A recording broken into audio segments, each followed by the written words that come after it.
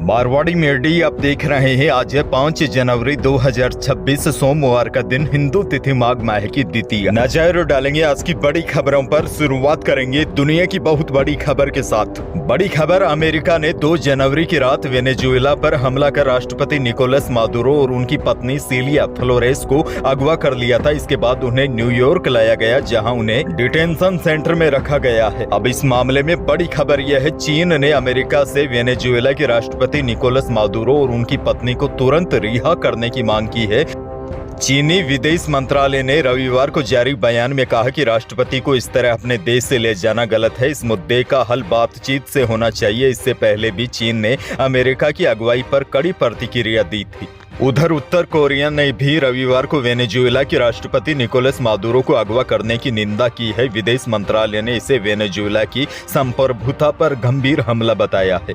उत्तर Korea बोला, यह घटना दिखाती है कि अमेरिका किस तरह गुंडागर्दी का काम करता है। आगे बढ़ेंगे। देश की एक और बड़ी खबर, बांग्लादेश की टीम T20 वर्ल्ड कप खेलने भारत नहीं आएगी। यह जानकारी बांग्लादेशी अखबार the daily star the Bangladesh cricket board BCB के एक अधिकारी के हवाले से दी है। रिपोर्ट में बताया गया है, बांग्लादेशी क्रिकेटर मुस्तफिजुर रहमान को BCCI के आदेश पर IPL से बाहर करने के बाद BCB ने यह फैसला लिया है। वहां के बोर्ड ने ICC से कहा है कि उनके मैच श्रीलंका में कराए जाए। अब ICC तय करेगा कि बांग्लादेश के मैच श्रीलंका में होंगे या नहीं। बहरहाल आगे बढ़ेंगे। राजस्थान से बहुत बड़ी खबर, राजस्थान में शिक्षा व्यवस्था को स्टूडेंट्स के अनुसार बनाने के लिए शिक्षा विभाग ने 2 बड़े फैसले लिए हैं। एक तो सरकारी स्कूलों में कक्षा 1 से 5वीं तक के बच्चों को स्कूल के बैग से भार कम करने की तैयारी की जा रही है। वहीं दूसरी ओर स्टूडेंट को सही कैरियर दिशा देने के लिए my career adviser mobile app launch किया है। इस नई व्यवस्था के लागू होने के बाद विद्यार्थियों के बैग का भार और अधिक कम होकर वर्तमान के लगभग 25% तक सीमित रह जाएगा। देखिए, नई शिक्षा नीति के तहत सत्र 2026 और 27 में स्टूडेंट को 2 चरणों में किताबें बांटी जाएगी। इस नई व्यवस्था से प्रदेश के सरकारी स्कूलों में कक्षा 1 से 5वीं तक पढ़ने वाले बच्चों के स्कूल बैग का भार कम होगा। एक और बड़ी खबर, राजस्थान में खाद्य सुरक्षा विभाग की ओर से संचालित गिव अप अभियान में एक बार फिर राहत दी गई है। सरकार के निर्देश पर अभियान की समय सीमा अब 28 फरवरी तक तय कर दी है। खाद्य सुरक्षा विभाग के अधिकारियों का कहना है कि पात्रता नहीं रखने वाले लाभार्थी इस अवधि तक स्वेच्छा से खाद्य सुरक्षा योजना से अपना नाम हटवा सकते हैं। राष्ट्रीय खाद्य सुरक्षा योजना का लंबे समय से अवैध तरीके से लाभ उठा रहे अनेक परिवारों को अब विभाग ने कार्रवाई करते हुए कई परिवारों को योजना की सूची से बाहर भी कर दिया है। वैसे आपको बता दूं, खाद्य सुरक्षा अधिनियम 2023 के तहत आयकर दाता, सरकारी कर्मचारी, 1 लाख रुपए से अधिक वार्षिक आय वाले परिवार और 4 पहिया वाहन, कृषि कार्य में प्रयुक्त ट्रैक्टर को छोड़कर इस योजना के पात्र नहीं होंगे। बड़ी जानकारी यह है, अभी भी आपके पास मौका है। अगर आप पात्र है तो 28 फरवरी 2026 तक अपना नाम निकलवा सकते हैं, वरना 30.97 रुपए प्रति किलो की दर से वसूली होगी।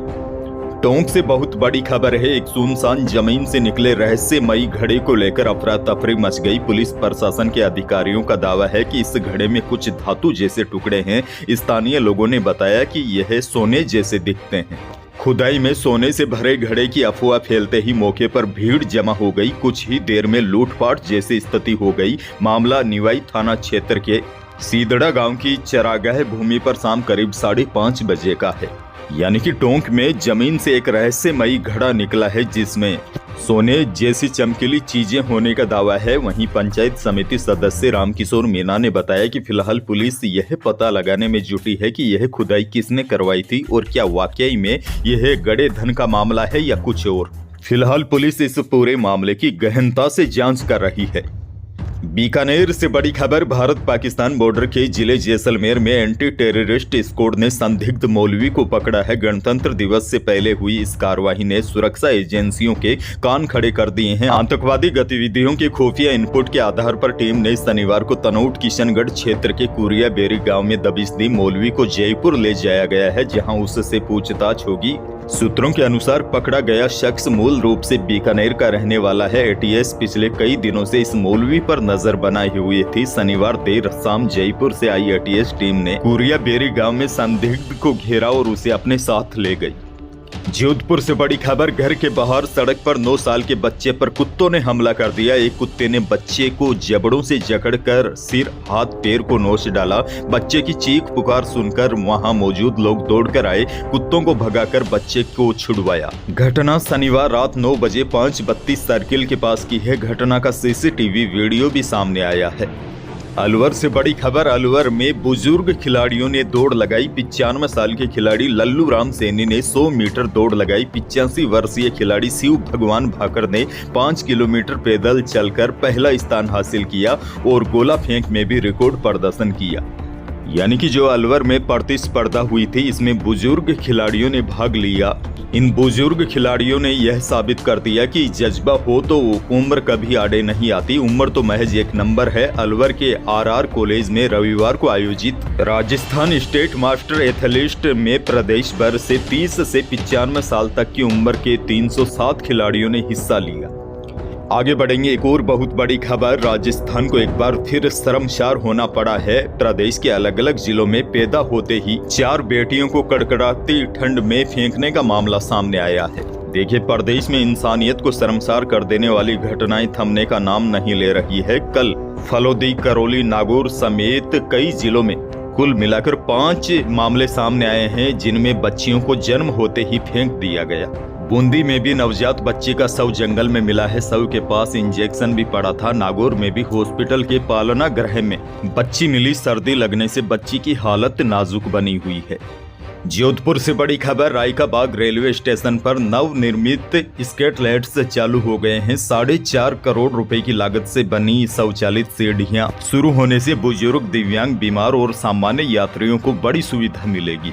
रेलवे द्वारा रायका बाग जंक्शन रेलवे स्टेशन पर यात्रियों की सुविधा में वृद्धि करते हुए 4.5 करोड़ रुपए की लागत से स्थापित किए गए 4 नए एस्केलेटर चालू कर दिए गए हैं।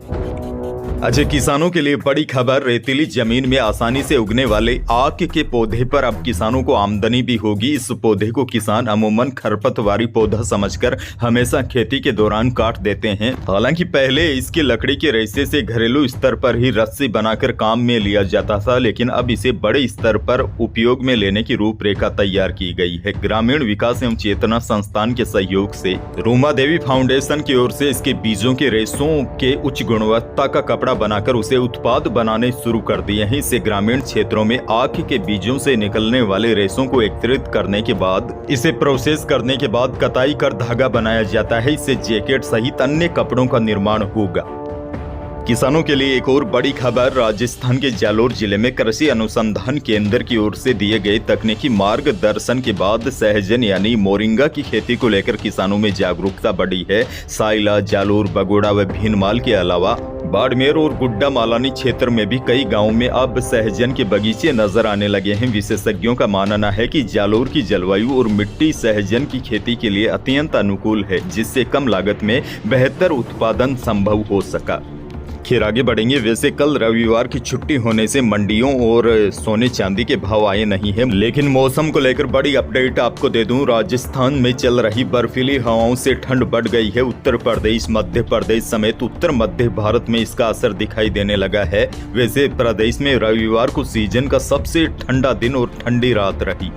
हिल स्टेशन माउंट आबू में भी लगातार तीसरे दिन तापमान शून्य पर दर्ज हुआ। जयपुर, सीकर, पिलानी, झुंझुनू समेत कई जिलों में सीजन की सबसे सर्द रात रही। 7 शहरों में रात का न्यूनतम तापमान 5 डिग्री से नीचे रहा। अब देखिए, मौसम विशेषज्ञों ने कहा है कि प्रदेश में अगले 1 सप्ताह कड़ाके की सर्दी का दौर जारी रहेगा, जबकि जयपुर संभाग के जिलों में 4 दिनों तक कोल्ड वेव का असर रहेगा। कल 6 जनवरी को धौलपुर, करौली, सवाई माधोपुर, बूंदी, कोटा, बारां, झालावाड़ जिलों में कोहरा पड़ने की संभावना है, जबकि चूरू, सीकर, झुंझुनू, अलवर, जयपुर में कोल्ड वेव चलने का येलो अलर्ट जारी किया गया है। इसके बाद 7 और 8 जनवरी को भी चूरू, सीकर, झुंझुनू समेत कई जिले शीतलहर की चपेट में रहेंगे। अंत में देखिए, आज के लिए कुछ और बड़ी जानकारियां दे दूं। आज शेयर बाजार में तेजी देखने को मिल सकती है। वहीं महिंद्रा XUV 700 का फेसलिफ्ट मॉडल आज लॉन्च होगा। और देखिए, आपके लिए बड़ी जानकारी ये भी है, आज से सुबह 8 बजे से शाम 4 बजे तक बिना आधार ट्रेन टिकट बुक नहीं होंगे। यानी आप मोबाइल फोन या किसी एप्लीकेशन से ट्रेन टिकट बुक करते हैं तो आधार कार्ड की आवश्यकता होगी। बाकी पेट्रोल डीजल के दामों में आज भी कोई भी बदलाव नहीं हुआ है। पिछले कई दिनों से पेट्रोल और डीजल के दाम एक समान बने हुए हैं। तो यही थी प्रदेश और देश की आज की बड़ी और महत्वपूर्ण खबरें। वीडियो को लाइक करना बिल्कुल न भूलिए और चैनल पर नए हैं तो सब्सक्राइब जरूर कीजिए ताकि आप अपडेट रहे बड़ी और काम की खबरों से। धन्यवाद।